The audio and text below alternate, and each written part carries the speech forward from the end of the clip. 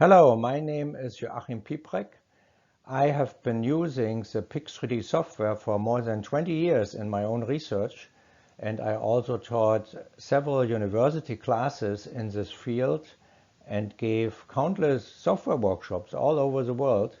And today I will give a 1-hour introduction to optoelectronic device simulation using PICS3D. And I will focus less on the mathematics, which is quite complicated for a short talk like this. And I focus more on an understanding of the device physics that these mathematics represent. And this is the outline of my talk.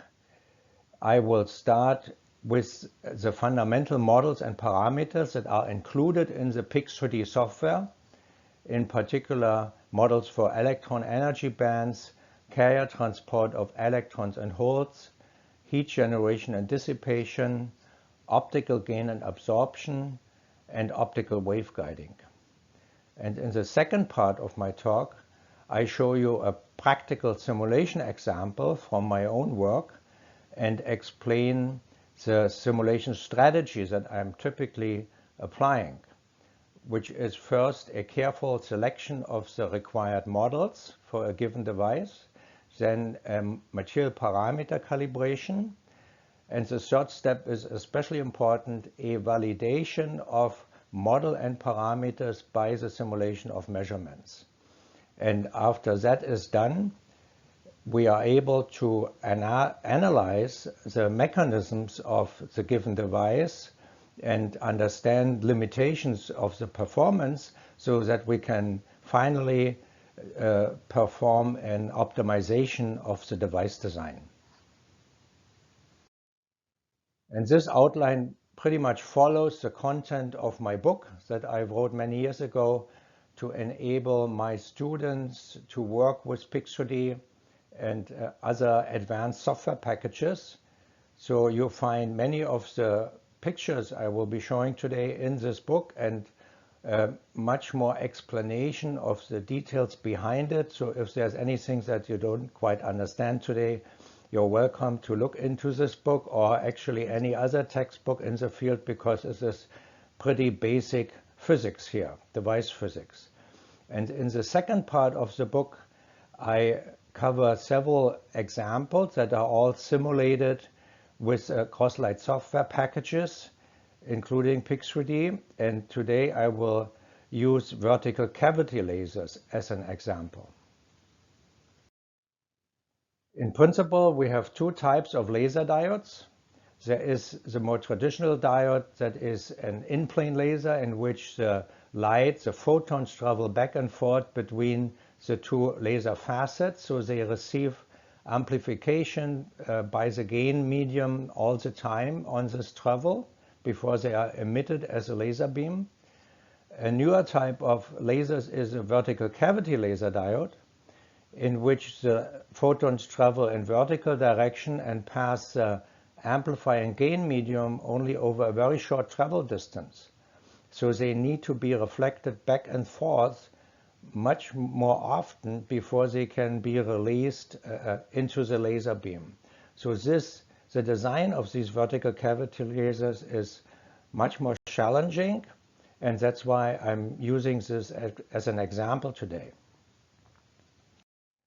And the laser wavelengths pretty much depends on the semiconductor material system that is used in the laser. Indium phosphide-based materials are mainly used for telecom applications in the infrared, and in the visible we have mainly gallium arsenide-based lasers, and in the short wavelength region also some other material systems. And these are only a few of the material systems that are included in the huge database that is provided by Crosslight in the PICS3D software. So that brings me to part one of this presentation, semiconductor device models and parameters. And the first things we should talk about is electron energy bands, which are calculated by solving the Schrödinger equation. If you never heard of the Schrödinger equation, then I don't have the time to really explain what that means, but there are many textbooks that do explain the physics behind it and the mathematical procedure. I focus on the practical points here, which is that we need a number of material parameters to solve such Schrödinger equations, including lattice constants, electron effective mass, energy gaps and offsets, and some elastic parameters. And in the end, we get a plot of the electron energy versus position in space or versus momentum in space. So we can plot these energies in real space and in momentum space, and I will show examples of this. Here you see some examples how energy bands can be plotted. This is a typical plot versus local position. So you have the valence band and the conduction band, and in a semiconductor at 0 temperature, the valence band would be fully occupied and the conduction band empty, no electrons, so there would be no current flowing through the device. But when we increase the temperature, and that is shown here by this Fermi function, then the Fermi function shows how many electrons or holes can occupy the bands. And so the higher the temperature is, the more chances we have that electrons do occupy the conduction band, and empty spaces, so-called holes, are found in the valence band. And here is another type of plot. We can plot these bands as a density of states plots. And of course, in a semiconductor, we need to use foreign atoms, so-called dopants, to make the materials conductive. We can use so-called N-doping to put defect levels below the conduction band, and that will move the Fermi level, which is the position of 50% probability in this Fermi function. We can move that Fermi level close to the conduction band so that we have a large number of electrons located in the conduction band, which can then conduct electrical current. Or in the case of p-doping, we have defect levels located close to the valence band that can accept electrons from the valence band, so-called acceptors. And that means we have empty spaces in the valence band, so-called holes, that enable also the electrical current to flow through these materials. And here's another type of energy band plot, which is quite typical. That is a plot of the energy, electron energy, the band edge versus wave vector. That is a momentum of the electron, so to speak. And most of the optical transitions happen in the center of that plot.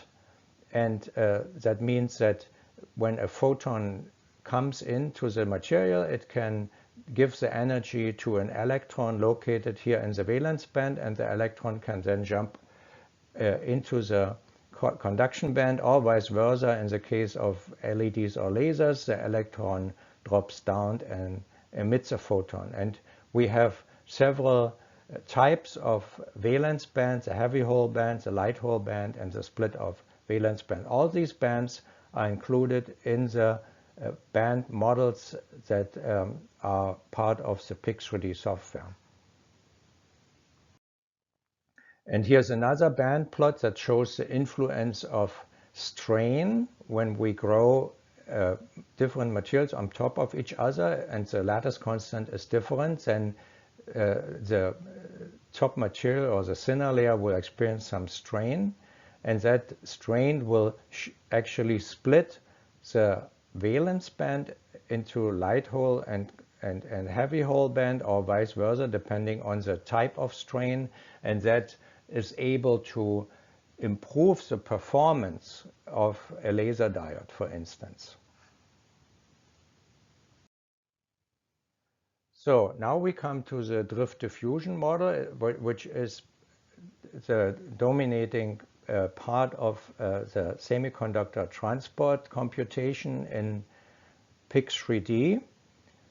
And here again we need input information, the device geometry, materials, and doping information, and we have some key material parameters that control the performance of the device, and these are the mobility of electrons and holes, the dielectric constant, band offset and band gaps, of course, and carrier recombination parameters.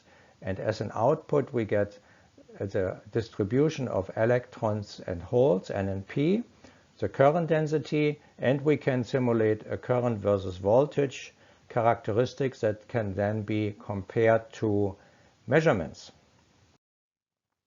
These are the drift diffusion equations that look quite complicated if you have never seen them. So I don't have the time here to explain every detail. I just want to mention why they are called drift diffusion equations. That is because the electrical current of electrons and holes is caused by the electric field multiplied by the mobility parameter plus by the gradient of a carrier concentration multiplied by the diffusion constant. So this is drift and diffusion. These are the two physical mechanisms that drive this current. That's why we call it drift diffusion equations. There are more advanced sets of equations for some type of devices, but these drift diffusion equations are good enough for most devices.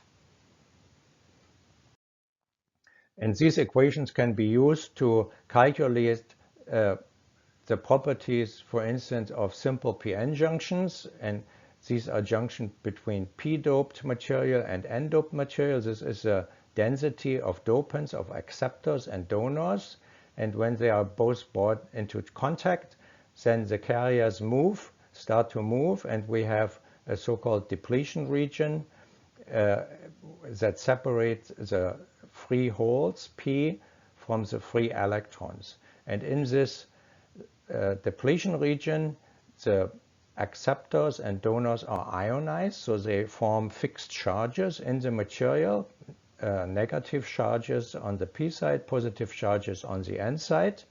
And these charges create an electrical field, which is shown here, a built-in electrical field. And that electrical field creates a change in potential that is shown here. And that change in potential is reflected by a change in the band diagram versus local position. And these band diagrams versus local position are a very common tool in device physics and device analysis, as you will see later. And one of the most important material parameters is the mobility of electrons and holes. And that mobility depends on the doping density as well as on the temperature. And these simple formulas that are included in the software are shown here.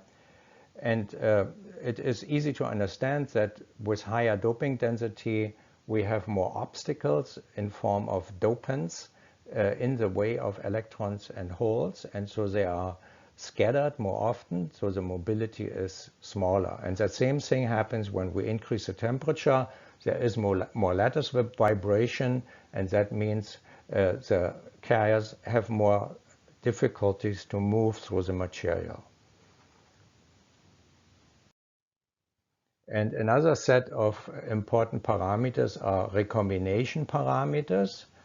And we have two types of radiative recombination, the so-called spontaneous recombination, where the electron drops down into the valence band and gives away its energy in the form of a photon, of a light particle. And this is typical for LEDs, light-emitting diodes. And then we have stimulated recombination, where an incoming photon generates a second photon, identical second photon, and that is typical for laser diodes. But on the other hand, we also have non-radiative recombination mechanisms that are typically not desired, but that are there anyway, and we have to deal with them and calculate their importance. And this is on one hand the Shockley-Hall recombination, which goes through defect levels, so imperfections of the crystal in the band gap. They cause these trap levels or defect levels, and so the recombination process goes through these levels and generates phonons that are lattice vibrations and eventually heat. And the electrons can give away their energy also in via Auger recombination. That means the energy goes to another electron either in the conduction band or in the valence band. That's why we have two types of Auger recombination. And these high energy electrons then eventually trickle down to the band edge again. So in the end, also Auger recombination creates heat. And these parameters are sometimes difficult to estimate or to calculate even. On the side of spontaneous emission, we have the B parameter, and when you look into the literature, you find many different reports of this B parameter, and these reports are scattered over almost an order of magnitude. But in the PICS3D software, the B parameter is not used by default because the spontaneous emission is calculated directly from theory. So you don't have to worry about the B parameter. But the Auger parameter, C, that is always a very important parameter in device simulations. And you can see the reported numbers for the same material, for the same band gap, vary over 2 or 3 orders of magnitude. So it's very difficult to calculate or measure this Auger parameter, and due to this large uncertainty, it typically is a fit parameter. So when you find or try to find agreement with your measurements, then it is a good idea to play a little bit with the Auger parameter within the limits given by the literature and see whether that improves your agreement. And of course, another important parameter is the energy band gap. And here I show the band gap of different quaternary materials. That means materials out of 4 different elements that are grown on indium phosphide. And as you change the composition of these materials, you change the band gap. And that gives a lot of flexibility to optoelectronic device design. And the problem often is to actually manufacture these materials, but on the theoretical side, you have a lot of flexibility to create new device concepts, for instance. And as you bring 2 different materials together, semiconductor A and B, these 2 materials will have a different band gap. And the question is, how are these 2 different band gaps lined up? So an important parameter is a so-called band offset, the difference, the step in the conduction band and the step in the valence band. And sometimes they are given as a ratio. Here it looks like it's 40% to 60%, or they can also be given as a number, in this case 0.4 for the offset ratio, which is the conduction band offset compared to the total offset. And this offset is important for a lot of reasons. For instance, when electrons travel through this interface, they have to jump over this barrier. So if we don't want to create a large resistance, then we should make this barrier small or put a grating in.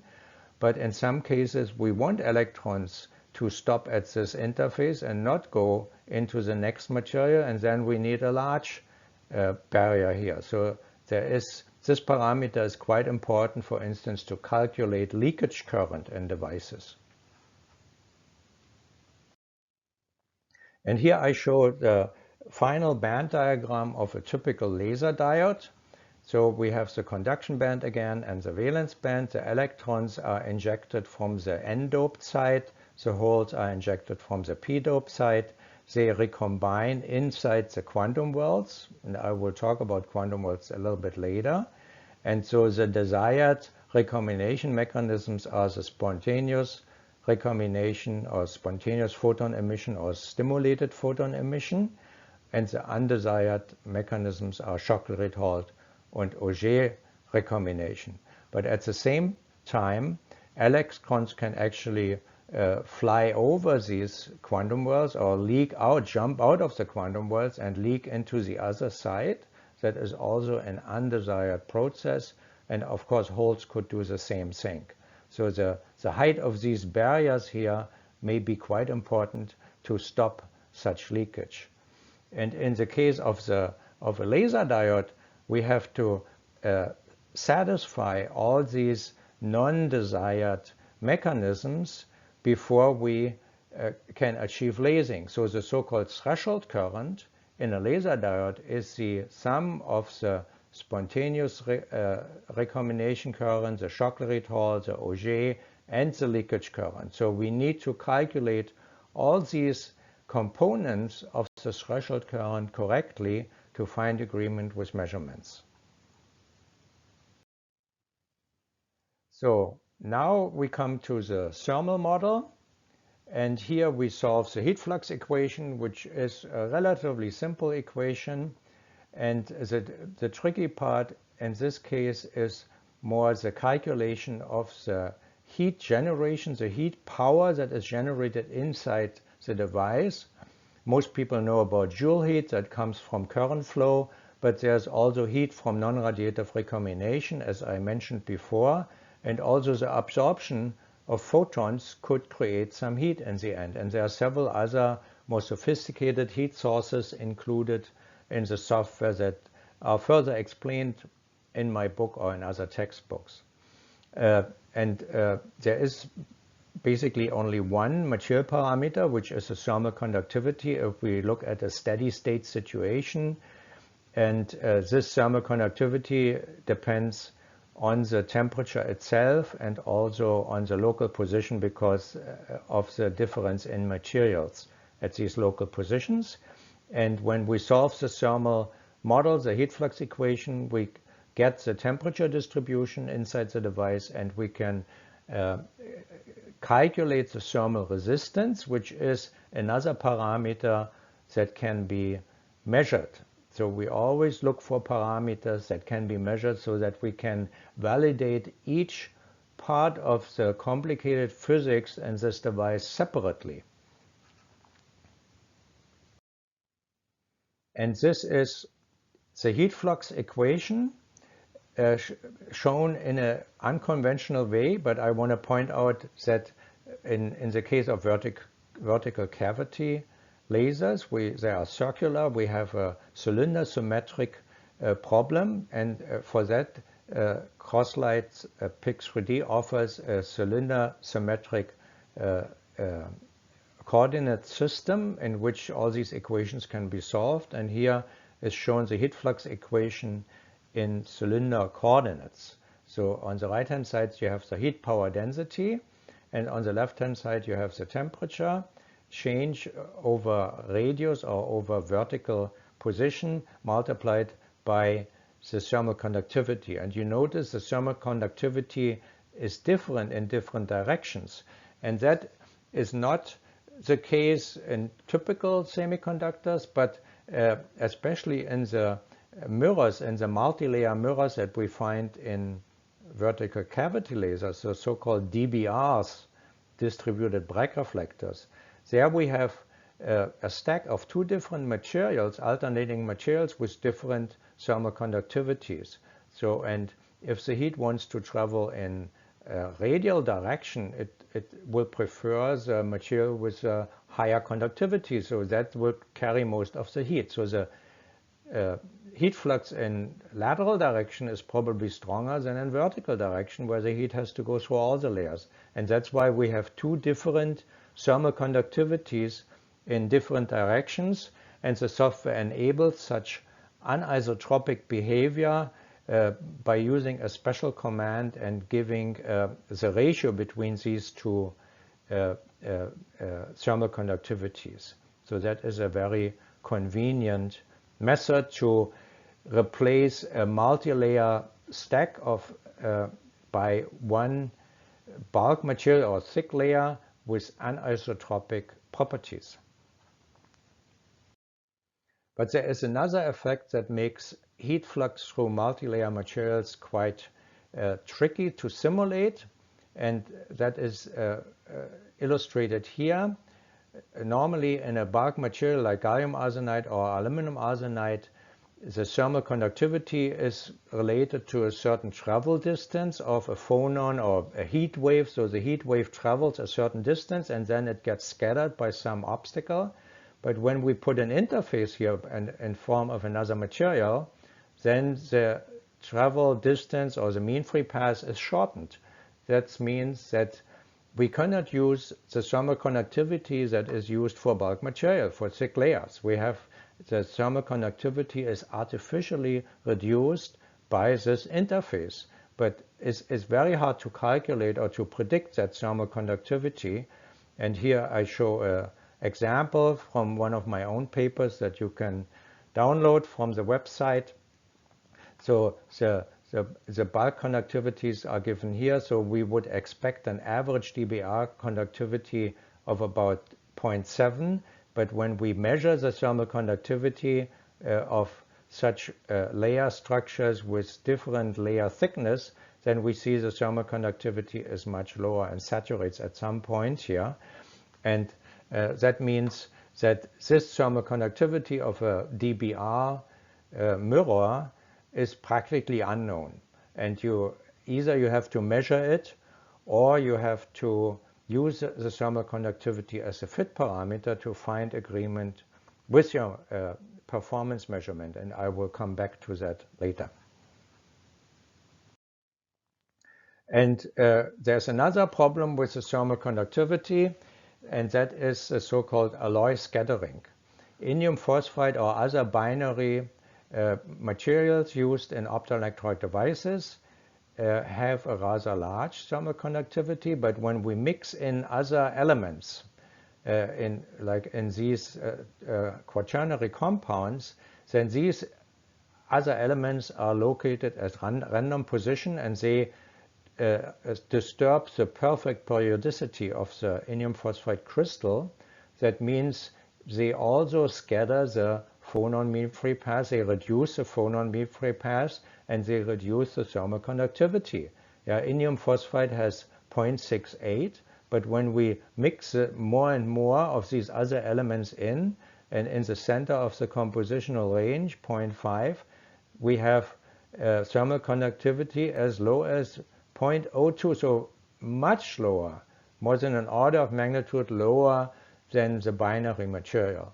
And that has to be kept under observation or in your mind because the PICS3D software includes some of such alloy scattering mechanisms, I think, for air gas, but not for all materials. So because these curves are hard to know, yeah, they are based on some model, and these curves are from my book, but other people use other models. So it's always important that you look at the thermal conductivity in your simulation when you are using such layers. So now we come to the gain and absorption model, which is based on the energy band structure that I talked about in the beginning, and it calculates a gain and absorption function which depends on the temperature, the wavelength, and the carrier density inside the layer. And of course we need to know the materials and geometry, and we have the band structure parameters from the beginning, but on top of that we need to know a transition matrix element which is programmed into the software, so we don't worry about that, and we need some dielectric constants. And the output then is the photoluminescence spectrum, which can be measured. So there's another thing that you can compare with your measurement, and the spectrum for the optical gain or absorption, depending on whether we deal with a laser or a photodiode. And now I come to the quantum world that I mentioned earlier. most of you will know what a quantum well is. The name comes from the fact that in very thin layers, the electrons cannot have an arbitrary energy, but only fixed quantum levels of energy depending on the wave function. So we have certain wave functions that fit into that thin layer in vertical direction, in growth direction, but in lateral direction it is still a parabolic function. But when we now calculate the density of states for a quantum well, we have such step function and not a parabolic function anymore. And that will later be important to understand gain spectra. And the formulas for calculating the optical gain can be quite complicated. And in fact, there are separate software packages that run on supercomputers to calculate very advanced gain spectra. So in a device simulation software, you always have to find some compromise to find some simple model that is good enough for practical devices. And in the PICS3D software, you actually have the choice of different gain models. I don't go into details here, but you can find those models explained in the PICS3D manual. And in principle, the gain formula consists of a fixed prefactor, then the transition matrix element, then the reduced density of states. It's a combination of valence and conduction band density of states, and most importantly of a occupational factor, which is the so-called inversion factor in case of the gain. If the conduction band has more electrons than holes in the valence band, then we have stimulated recombination that dominates these transitions, and we have positive gain. But if the conduction band has less electrons than holes in the valence band, then we have absorption as dominating process. So it's the same function, but it can be below zero or above zero for different carrier densities or different device types. And the formula for the spontaneous emission is closely related to that gain formula, but we have some additional elements here. We have the density of photon states. So it is important what kind of optical cavity is available for photons when they are emitted from the active region. And we also have a different occupational function here that means that spontaneous emission can happen as soon as we have a single electron in the conduction band and a single hole in the valence band. We can see spontaneous emission. And this is illustrated here graphically. So in a bulk semiconductor, we have this parabolic density of states that I showed earlier, and that is now multiplied by this function for spontaneous emission. And you see the spontaneous emission spectrum looks like this. It goes to higher energy. But when we look for optical gain, then the conditions for gain are more strict. So we need inversion. We need more carriers in the conduction band than in the valence band. So we multiply this function to the density of states, and we get the gain spectrum. And an important detail here is that the peak of the gain spectrum is always a little bit at a longer wavelength than the peak of the spontaneous emission. That is important, for instance, in the design of vertical cavity lasers. And in a quantum well, it looks a little bit different, because now the density of states is a step function. And when we multiply that step function with this prefactor for the optical gain, then we get this strange looking zigzag curve. So the actual gain that we measure doesn't look like this, and I will explain why on the next slide. The reason is that we have interaction between electrons and the so-called, which causes some broadening of the spectrum, and there are different types of broadening models. The default model is a Lorentzian model in PICS3D, but there are also other models available, and it depends how deeply you are involved in gain modeling, so you can pick different approaches here. And when you apply such kind of broadening, then the sharp edges disappear and you see a more smooth curve for the gain spectrum, for instance here. And that is what you also typically measure in gain measurements. And the smoothness and the width of that spectrum depends on the scattering time, which is an important parameter in the simulation. And last not least, here is a plot of a final gain or absorption spectrum for different carrier densities. So at low carrier density or zero, you have no carriers in the quantum well, then the quantum well is absorbing, like in a photodiode. And when you put more and more electrons and holes in, then the function crosses the zero, so it goes into positive territory. That means you have optical gain, you have stimulated emission at a given wavelength.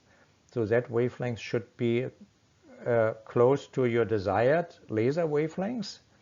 And as you put more and more carriers in, you can even see transitions from the second quantum level, but typically that's not of practical relevance. So that brings us to the optical model, because now we want to know what these photons that we just generated are doing inside the device. And for all these optical problems, we typically start with Maxwell's equations. And these Maxwell equations have, in principle, two mature parameters, which is the refractive index as function of temperature, wavelength, and local position, and the absorption coefficient. And the optical model then delivers, for the case of VCSEL, a standing wave or a lasing mode that can be compared with, for instance, far field measurements. Yeah, you can calculate the far field of the laser with this optical model and then compare with far field measurements or with near field measurements if you have them. Then, of course, the emission wavelengths that you can measure directly, easily. For a laser diode, you can calculate the threshold gain. That is not that easy to measure, and the optical quantum efficiency. And here is a very simple form of the Maxwell equation. I don't want to shock you too much. So again, if you want to know more about these equations, you can look up textbooks or my book, and also the Crosslight manual for more details. And in principle, these Maxwell equations describe the propagation of an optical wave, which is caused by the interaction of an electrical and a magnetic field. And the material properties here are mainly the optical dielectric constant. There's also a magnetic constant, but that is of little importance in optoelectronic devices typically. And this dielectric constant is not the steady state dielectric constant that you use in the calculation of stationary electric fields, like for the drift diffusion equation. But this dielectric constant is a dielectric constant at high frequencies. So it describes the response of the material to a high frequency optical field or electrical field. And in theory, we often divide this dielectric constant into a real part and imaginary part, epsilon 1, epsilon 2. And these two parameters are linked to the refractive index and the absorption coefficient via the wave number k here. So in practical discussions and also in the PICS3D software, you deal with the refractive index and with the absorption coefficients as function of the wavelengths. But in the background, some of the theory is then using these parameters, but you typically don't see that.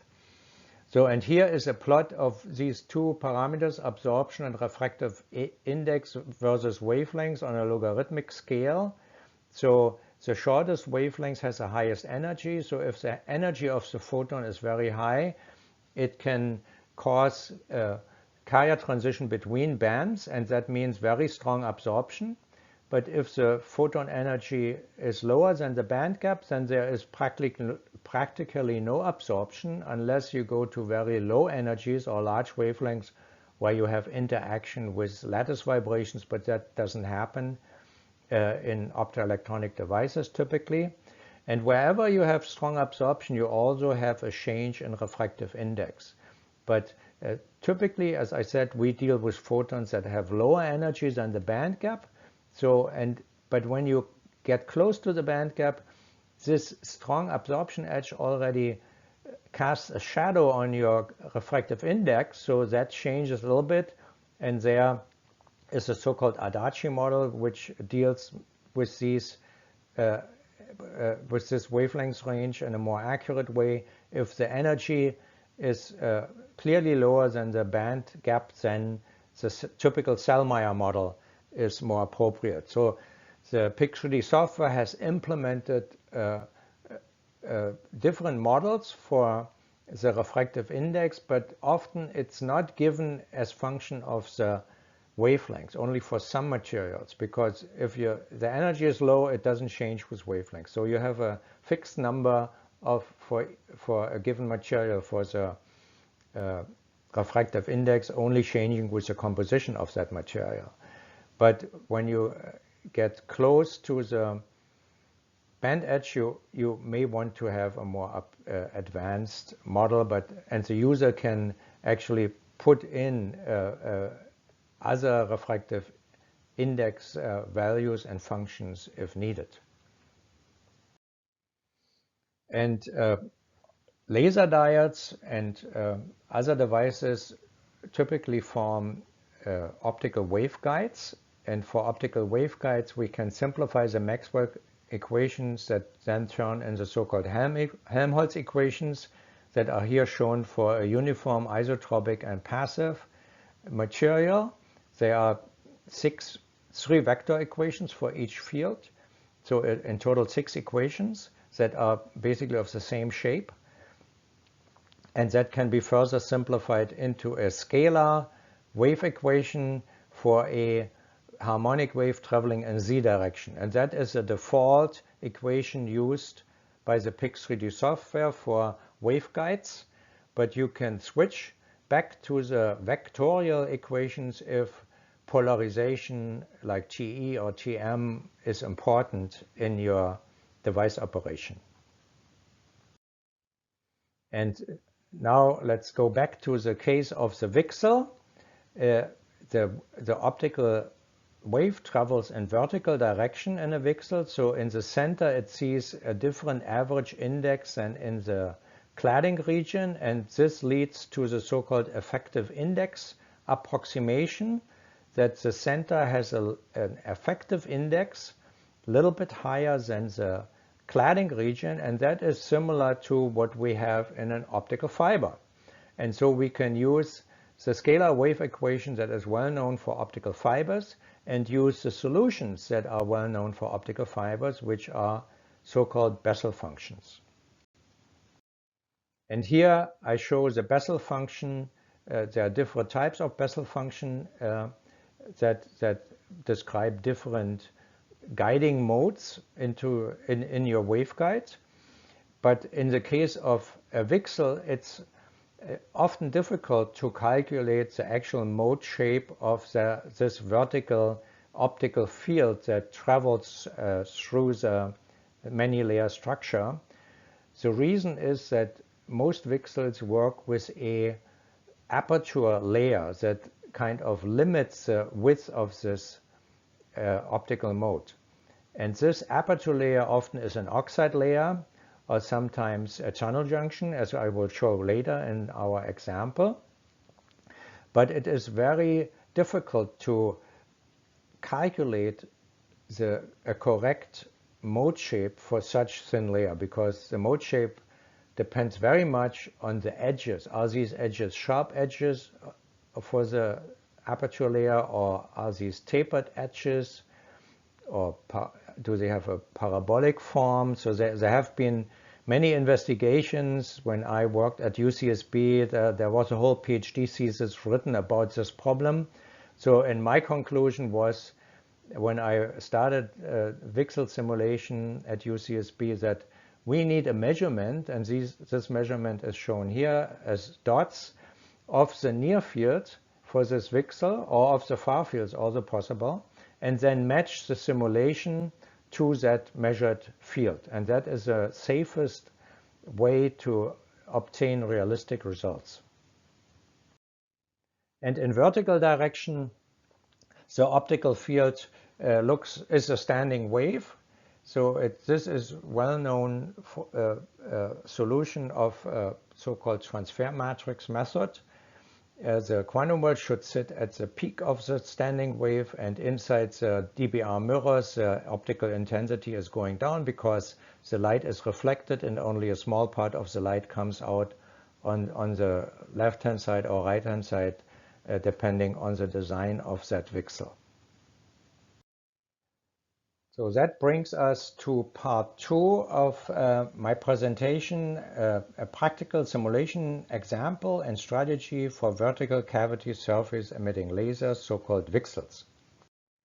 And as explained in the beginning, we have to combine many different types of device physics in this software in PICS3D, the drift diffusion model for the electrical current, the gain model for the light generation, the transversal optical mode calculation from the effective index method combined with the longitudinal or vertical mode solver from transfer matrix calculation, and last not least the internal temperature. And all this is combined self-consistently in the software. That means that all these parts talk to each other all the time, so they interact with each other as in a real device, and only by such self-consistent combination of all this physics we can try to reproduce measurements and to make realistic predictions.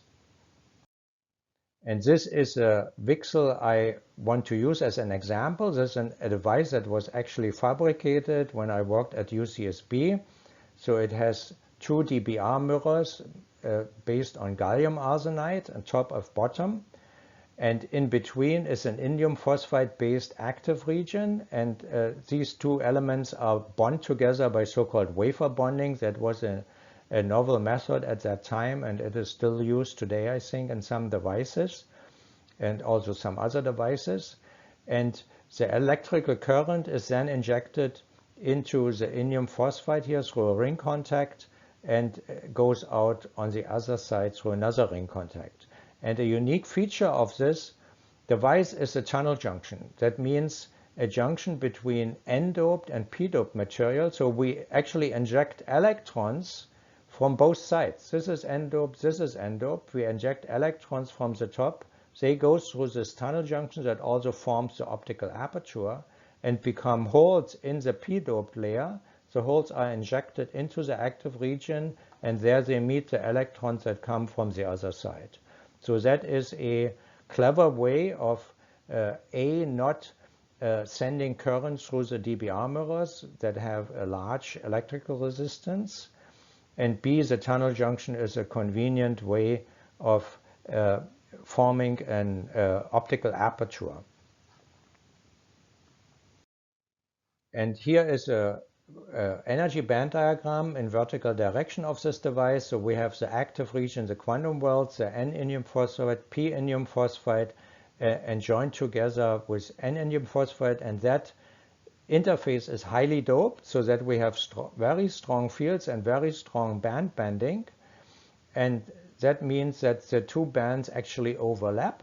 So electrons are injected from the N side. They recombine in the active regions and generate photons, and then they keep traveling through the p side, an electron going in this direction is the same as a hole going in that direction. So that is the same type of mechanism. You can consider an electron going in this direction, and the electron then can jump over into the conduction band of the n-doped material and go out through the other ring contact. So that gives us a lower resistance, less absorption, because we want to reduce the thickness of p layers that are highly absorbing. And we avoid the bonding of p-doped material. And I use this example to explain the simulation strategy that I typically follow. So the first point is the model selection. And here there are different options and modules in PICS3D. So you need to obtain a license for all these different modules and models, of course. And then you have to turn on these, activate these models. So they are not active by default. The user has to turn them on in the simulation. For the VCSEL, you want to simulate a VCSEL in cylinder coordinates, so you have to tell the software what you want to do. You have to turn on heat flux calculation. You have to turn on quantum tunneling. You have to turn on a special gain model, many-body gain model that is important for VCSELs. I will explain that later. You may need self-consistent quantum wells in the case of gallium nitride-based devices, but I will not go into that. You probably need free carrier absorption, and you need to include the temperature effect on refractive index and Auger recombination, which I will explain in a bit. So after you have selected these models that are based on your understanding of the internal physics, so of course, always you have to understand the physics of the device first in a qualitative way, not quantitatively, but qualitatively, and then you select the correct models for these physics. And now we have to calibrate the material parameters, and then we have to check that calibration by comparison to measurements. And that is a process that goes in circles many times. Sometimes even your model selection is wrong if you find that your simulations don't agree with your measurements. You may have to go back to the model selection and try for a while what parameters and models you use before you find agreement with measurements. And before you even start simulating that, you need to set up a table similar to the epitaxial growth table that you give the grower or you get from the grower. And in this case, we have two different materials in the DBR mirrors, gallium arsenide and aluminum arsenide. And then we have indium phosphide-based materials in the active region, and then another DBR mirror. And for each of these layers, you need to know the thickness. Of course, you want to grow that. You have to tell the grower what thickness. You have to know also what the doping is. So these two parameters are usually well known. But now come a number of parameters that are included, partially included in PICS3D, but probably still need your attention in the following calibration process. So first, that is the mobility of different layers. So if that there are preset mobilities that you can use to get started, but later on, if you don't find agreement with the current voltage curve, you may want to play with these mobilities. Then there's the refractive index. Again, if you compare with optical measurements and you find no agreement or poor agreement, then you want to play with these parameters that are already built into the software. What is not built in is a change of refractive index with temperature that you have to put in by hand, and you have to know what a good number is, because this is important for VCSEL simulation. And also what is not included is the free carrier absorption that I already mentioned, and some other fixed absorption parameters for given materials. For instance, for highly doped tunnel junctions, they are known to have a lot of absorption, because by default, the Crosslight software always assumes that the absorption is 0 for a laser simulation, because if you have the wrong absorption parameter, it can easily kill your laser simulation. So that is also always up to the user to put in reasonable absorption numbers too, and that can be compared with a measured modal absorption. And last but not least, the thermal conductivity is also already given in the PICS3D software, but as I mentioned, for instance, for alloy materials or for DBR reflectors, these numbers may not be good enough for your simulation, so you have to play with these numbers. And the first thing you can compare with is always the measured PL spectrum, photoluminescence spectrum, that most growers do. And you can these are the measured spectrum is given as dot here, and the calculated spectrum is a line. You can adjust this by playing with the energy band gap, but sometimes you don't get a good fit with the default free carrier model, and that's why I recommend to use a many-body model, which usually gives a better agreement with the measured spectrum. And I explained now why that is important in VCSELs, because the emission wavelengths of VCSELs is given by the optical cavity, basically by the distance of the two mirrors. And that emission wavelength changes as the refractive index changes with higher temperature. The VCSEL gets hot, so the emission wavelength shifts. But the gain also shifts with higher temperature and much stronger than the emission wavelengths. So when you perfectly tune your design so that the emission wavelength sits at peak gain at room temperature, then what happens at higher temperature is that you get more and more gain offset. That difference is called gain offset, and that gives you lower and lower gain. So that means that your performance is strongly temperature sensitive with such a design. And many-body gain models are known to produce more accurate shapes of these spectra. They're broader in general and agree better with gain measurements. So that's why I recommend to use the many-body gain model in this case. And here are some other parameters that need to be calibrated. First, the Auger parameter that can be used to match the measured threshold current of that device, and the Auger parameter may be dependent on the temperature. It depends a little bit on the material, and as I mentioned, it's a very uncertain parameter, so you always have to play with this number to get agreement with the threshold current. The defect recombination lifetime depends on the quality of your growth, and it is also an estimated number, but normally the Auger parameter is more important, so it's better to use this parameter for fitting.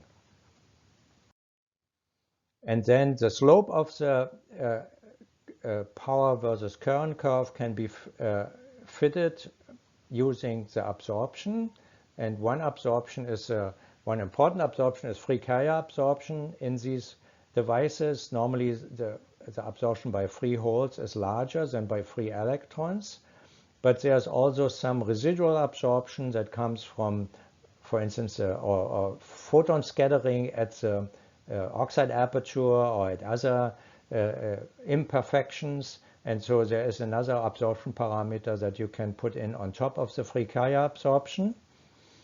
And then the material that is used here is known to have a large offset for the conduction band, which is good to stop electron leakage.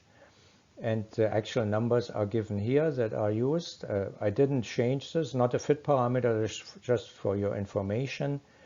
And but what is fitted or changed is a change of band gap with temperature. There is a default parameter in the software, but if you have a measured shift of the PL peak with temperature, then it's better to use that shift. And this is now the final comparison or the final fit of the IV, of the bias versus current curve. Good agreement by adjusting some mobility. And here also good agreement with a light output power over current. But the last remaining fit is a fit of the thermal conductivity of the DBR mirror, which I mentioned before. The initial value was too high, so I reduced that value to find a better agreement. and to get a better representation of that peak power, which is of interest in this case. And so after we have established a good model, a realistic model for this device, we can now look into the device physics and analyze some of the mechanisms that limit the performance. So first of all, we look at the current flow. The current is injected. Here in the indium phosphide goes through the tunnel junction, becomes hole current, goes into the active region, and is an electron current again. And we can now plot linear profiles of the hole current density, which has a peak at that edge. That is quite understandable, for current crowding always happens. That means that the hole density has also a peak in the quantum well, and that means that the optical gain has a peak near the edge. And you see after that, beyond the aperture, the carrier density drops. That means the gain drops, and at low carrier density it becomes absorption. So there is a little bit of absorption in the tail region of this optical mode. So there is some room for improvement by extending or reducing the aperture or extending the injection profile, that there is a better overlap. And this is another nice plot that you get out of the software. This is a two-dimensional plot of the gain in the quantum worlds. This is the axis, the center part of the VCSEL, and this is a gain profile in each of the 5 quantum worlds.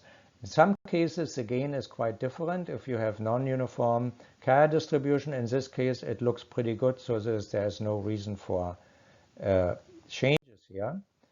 But there is another trouble that we can discover when we only plot the hole current. The hole current is generated by the tunnel junction, and then the holes are supposed to be fully recombining in the quantum worlds, but we see here in the simulation some of these holes leak out. So that means that is shown here. The hole leakage holes jump out of the quantum world and leak into this region.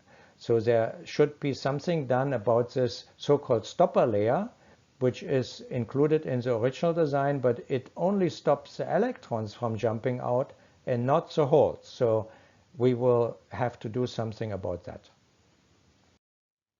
And so after this brief analysis, of course there are more things you could do, but I'm running out of time here. We can now look into different optimization options. So the goal is to reduce the leakage current and have higher slope efficiency, reduce the heating, and achieve 1 milliwatt single mode output power at 80 degrees centigrade. And the first thing that I just mentioned is to stop the hole current by replacing or removing this so-called stopper layer that only works for electrons but not for holes. And when we do that, we create an energy barrier for holes, and the simulation shows a much stronger slope efficiency, because the previous leakage of the vertical hole current is now, this is the original simulation, is now much smaller. So another thing we can do is increasing the doping. First N-doping that reduces the bias a little bit, and then use a higher tunnel junction doping that further reduces the bias and also reduces the internal heating, so that we get a higher output power. The gain mode offset should also be optimized, as I mentioned at the beginning. Since we want maximum performance at high temperature, we should put the emission wavelengths at the peak of the gain spectrum at 80 degrees centigrade and not at room temperature. So at room temperature, we need a certain offset to have best performance at high temperature. And that was done by redesigning or changing the quantum world design a little bit, so that we move the gain spectrum a little bit. And in summary, we have also applied some other things, some other ideas here, and we get in the end a much higher output power, almost 2 milliwatts, than in the original design. and this is mainly based on the strong reduction of the bias, and that means the strong reduction of the internal heating. And if you want to know more about this VCSEL or other VCSEL simulations with PICS3D that I did, you can go to the NUSOD website and click on Services and then Publications and then on VCSELs, and there you find a selection of VCSEL simulation papers, including the one I was talking about. Thank you very much for your attention.